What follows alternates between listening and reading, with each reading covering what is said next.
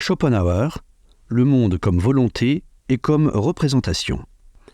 La volonté, comme chose en soi, constitue l'essence intime, vraie et indestructible de l'homme. Mais en elle-même, elle est sans conscience, car la conscience est déterminée par l'intellect, qui n'est qu'un simple accident de notre essence. L'intellect est en effet une fonction du cerveau, et celui-ci, avec les nerfs ambiants et la moelle épinière, n'est qu'un fruit, qu'un produit, je dirais même un parasite du reste de l'organisme, puisqu'il ne s'engraine pas directement dans les rouages intimes de cet organisme et ne sert à la conservation du moi que parce qu'il en règle les rapports avec le monde extérieur. Au contraire, l'organisme lui-même est la volonté individuelle devenue visible, objectivée. Il est l'image de cette volonté telle qu'elle se dessine dans le cerveau, lequel, comme nous l'avons vu au premier livre, est la condition du monde objectif en tant que tel.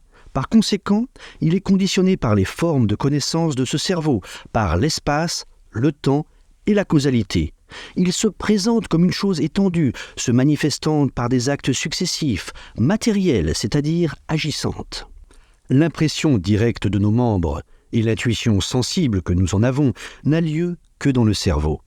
En conséquence, on peut dire « l'intellect est le phénomène secondaire ». L'organisme, le phénomène primaire, à savoir le phénomène immédiat de la volonté. La volonté est métaphysique, l'intellect physique. L'intellect est, tout comme ses objets, un pur phénomène. La volonté seule est chose en soi. Nous pouvons dire encore en termes plus métaphoriques et symboliques en quelque sorte.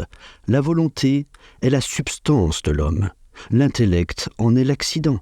La volonté est la matière, l'intellect la forme. La volonté est la chaleur, l'intellect la lumière.